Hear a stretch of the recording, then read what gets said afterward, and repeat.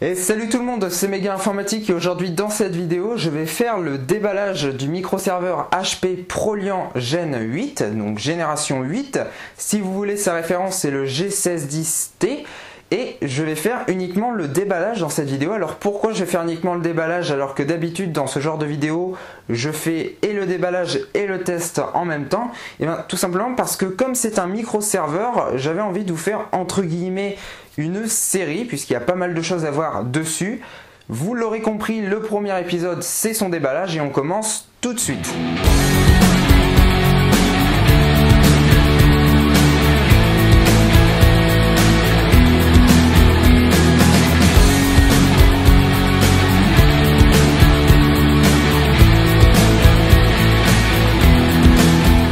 On va commencer par le remettre droit parce que voilà, je l'avais mis sur le côté pour que vous puissiez voir. Donc je vais prendre un petit couteau, voilà, et je vais commencer à ouvrir le carton. Alors je vais pas y aller comme un bourrin, mais je vais y aller quand même, si vous voyez ce que je veux dire. Voilà.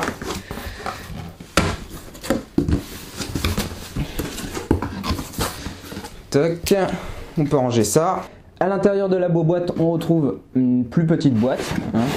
Hop. Alors, on a un câble avec une prise française et un câble avec une prise US. Donc c'est bien, ils ont pensé à tout le monde. À l'intérieur, on a un petit quelque chose dans du plastique. Donc c'est le guide en fait pour paramétrer le premier paramétrage du serveur, du micro-serveur, la garantie et des petits papiers et des petits codes barres. Voilà. Donc on va ensuite sortir le serveur. Oh. Alors mine de rien, il pèse 3 kg. On va mettre ça là-bas. Mine de rien, il pèse 3 kg. Donc le voilà. Top. On va lui retirer ses petites cales en polystyrène. Hop.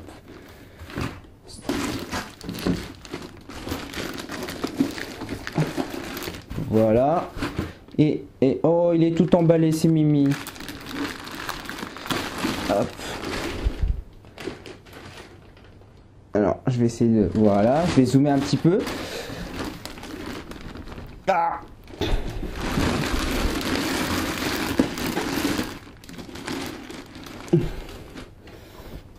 Et voilà. Donc voilà. Alors ce que je vais faire c'est qu'on va se retrouver sur la table pour que vous ayez un angle un petit peu meilleur puisque bon bah j'avais mis la caméra comme ça puisque le carton était immense. Mais là voilà, il est un petit peu plus petit donc je vais pouvoir le mettre sur la table. On se retrouve avec un angle qui va vous permettre d'en voir le maximum. Comme vous pouvez le remarquer, il y a une lampe qui éclaire directement en pleine face le micro-serveur. Merci l'hiver. Alors je suis désolé par avance des ombres mais je ne peux pas faire autrement. En plus il est noir, ça aide pas. Sur la face avant on retrouve donc deux ports USB 2.0, un emplacement pour mettre un lecteur CD DVD normalement qui n'est pas de base dedans, il va falloir que vous le rajoutiez. Le bouton power, ici vous avez deux voyants que vous voyez très mal, qu'à le dire. Donc le voyant du haut c'est l'activité réseau et le voyant du bas c'est l'activité du ou des disques durs. Sur le bas on retrouve le modèle du serveur, donc c'est le Proliant microserveur Gen 8, génération 8 donc. La petite barre blanche que vous avez juste en bas, elle s'allume en bleu quand le serveur est allumé. Ensuite, derrière la trappe, vous retrouvez les 4 emplacements pour les disques durs, puisqu'il peut supporter jusqu'à 4 disques durs. Donc pour mettre un disque dur dans le serveur, c'est tout simple. Vous tirez cette petite partie en plastique là, hop. Ensuite, vous tirez vers vous, voilà.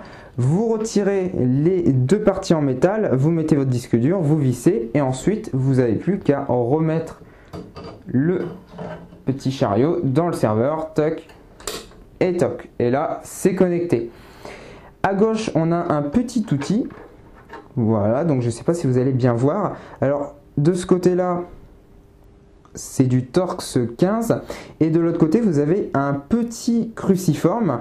Donc ça, je trouve ça intéressant. Ça vous permet, si vous n'avez pas de tournevis sous la main, de pouvoir retirer des disques durs ou en rajouter sans sortir votre caisse à outils. C'est plutôt pas mal.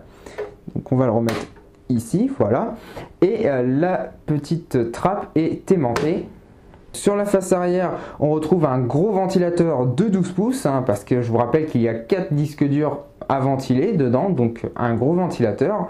L'alimentation, on retrouve également 2 ports RJ45 en gigabit Ethernet, hein, donc la norme la plus récente.